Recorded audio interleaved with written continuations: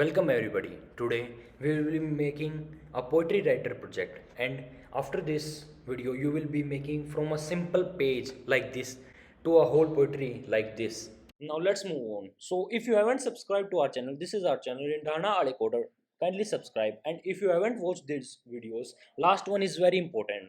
So please watch them and let's move on. So first of all we need to install TensorFlow. It is a library used for machine learning, and this set of command will install it. Now using this line we will be importing the data, so it will download the data from the internet and then we will be able to use it. The file's name is sonnets.txt and it is an Irish poem. So now next thing we want to do is, so now we need to import the tokenizer from tensorflow.keras dot preprocessing dot text import tokenizer. It will be used to assign tokens to our text, words or subwords. So now what next we need to do is we need to store the tokenizer into a variable, and we can use this variable as a reference. Now to make your work easier, I will be writing a little about the components here in the head of it, so that you can understand what's the use of that. So now we will be importing the data and using it using a variable, and we will be using the file sonnets.txt, and we will be using open. It's a part of file handling. So now we will need to use corpus. It will be a variable that will store our lowercase data, and every single line will be stored in it, and they will be separated using a new line character, that is \n. So now everything done, now we will tokenize the data. So it will be using tokenizer dot fit on text, and inside which we will give the data, that is our corpus. So it's done. So next thing we want to do is finding the length of the tokenized corpus. So this variable will store the length of the corpus.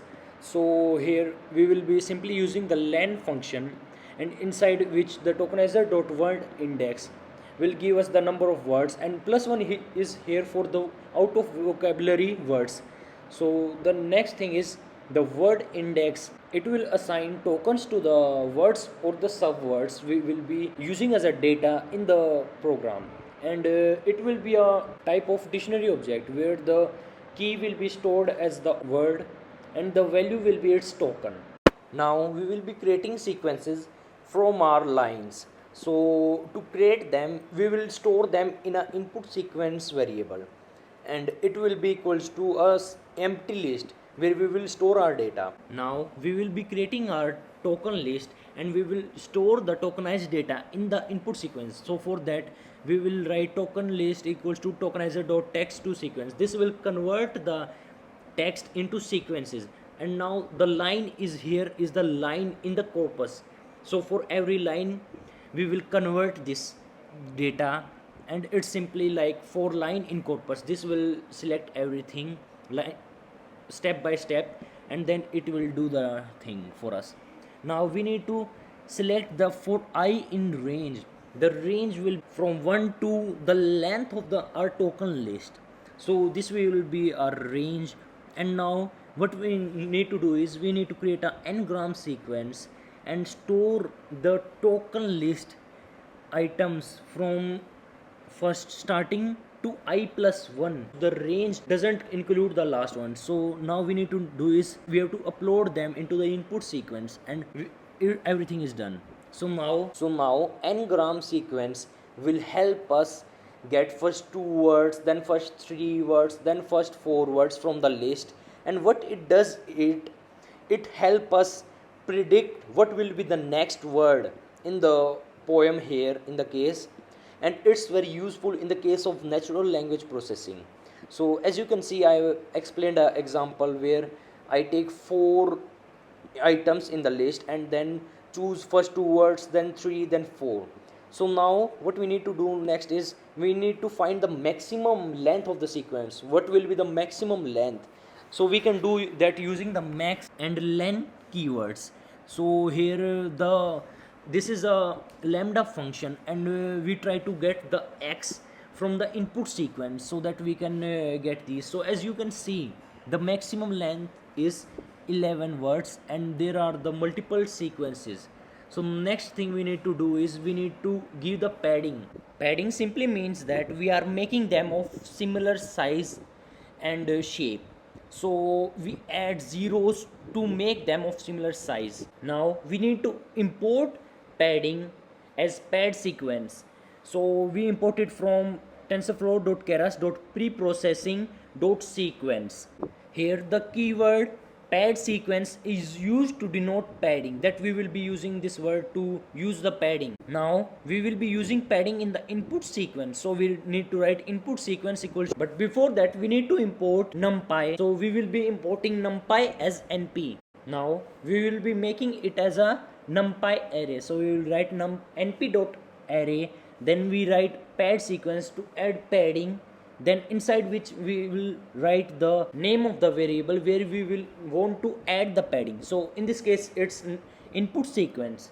Now one more thing we need to add is the maximum length. What's the maximum length of the array must be? So it will be our max sequence len variable, so we will be using its length. Now next thing we need to add is the type of padding. So there are two type of padding, pre and post. Post means we will add zeros after the numbers, but in pre we add the zeros before the numbers so that they can be made of equal lengths. For an example, let's say we have two sequences, sequence 1 equals to 1 2 3 and sequence 2 equals to 2 3 4 5. So now the sequence 1 will be made of same length as of sequence 2.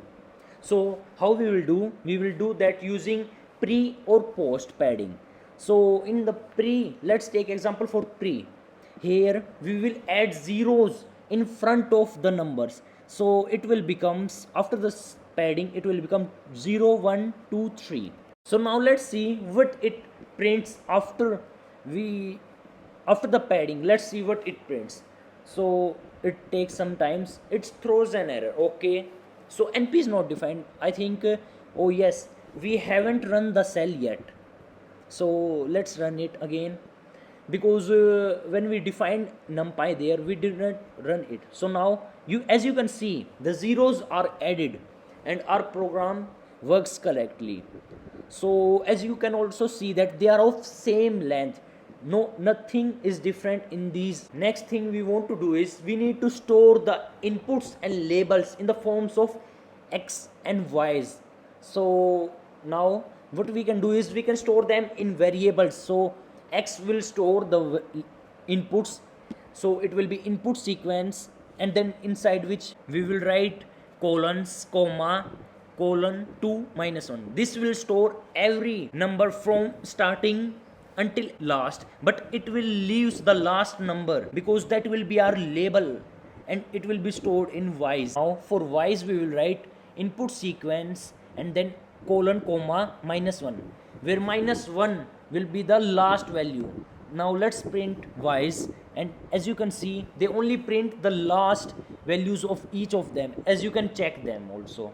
Now let's print x, show every value but not the last one. Now let's edit it a bit to make it look nicer. So it's done. Now let's move on. So now what we need to do is we need to convert labels into categories. For that purpose we need to import from tensorflow.keras.utils, we need to import toCategorial. It's a keyword. Now to use it we will write ys equals to toCategorial, then ys, and then the num classes. It basically contains the number for our types of categories we want in our label. So here in this case it will be total words. So let's see what the official document says. So it says total number of words. So that's our use case. So that's what we used. So it shows some problem. So okay, it's just the spelling error, so nothing else. Let's see. So now let's print. So first of all, let's print length. So as you can see, it's about 15,462. So now let's create our model. So to create our model, we need to import something. So let's import sequential from tensorflow.keras.model.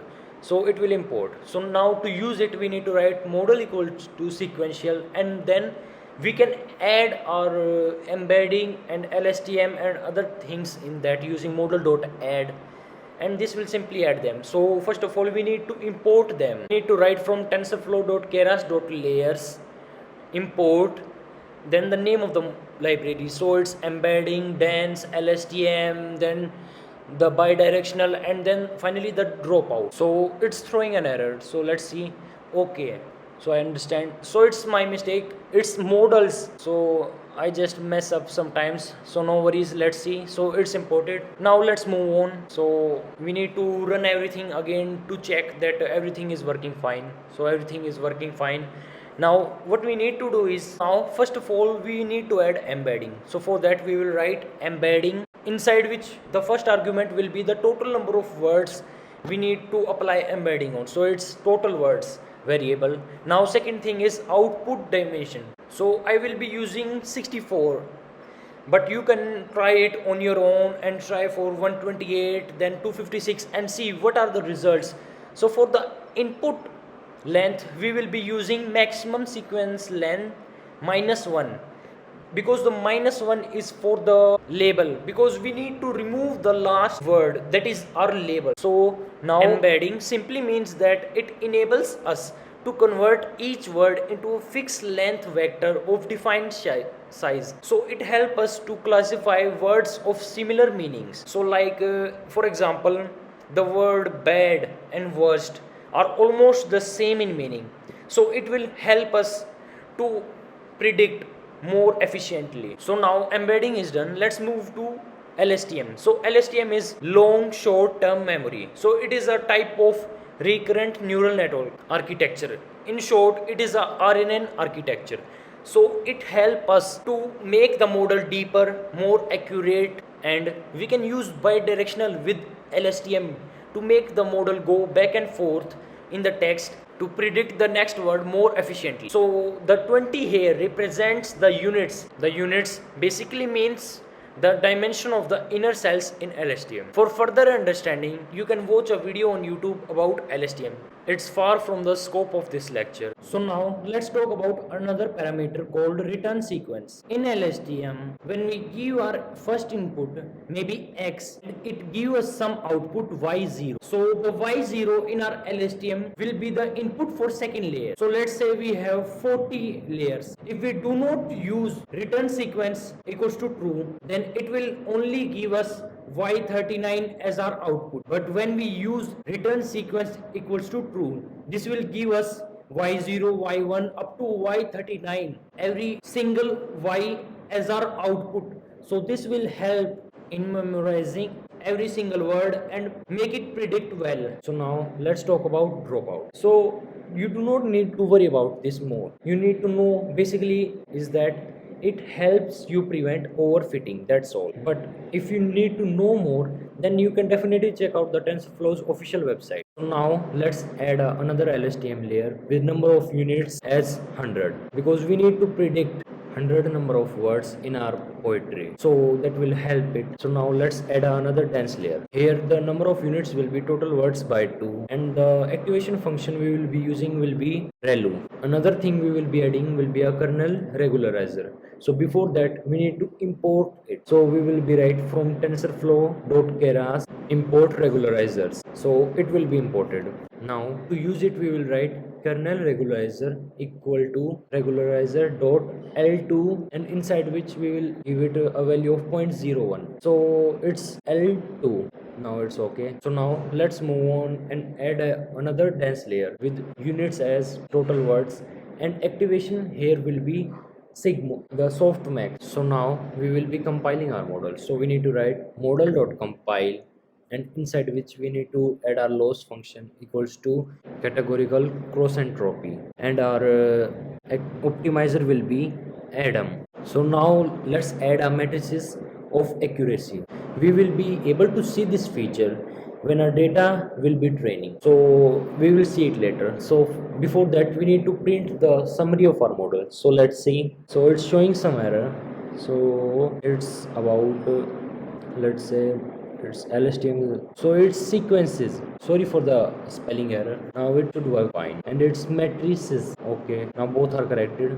Okay, so I haven't run it yet. So now it should work fine. So it's working, but it's showing the function, the position of the function. Now it shows the original thing. So it shows everything, the params, the bidirection, the unit, the output shapes, and everything else. So it's working fine.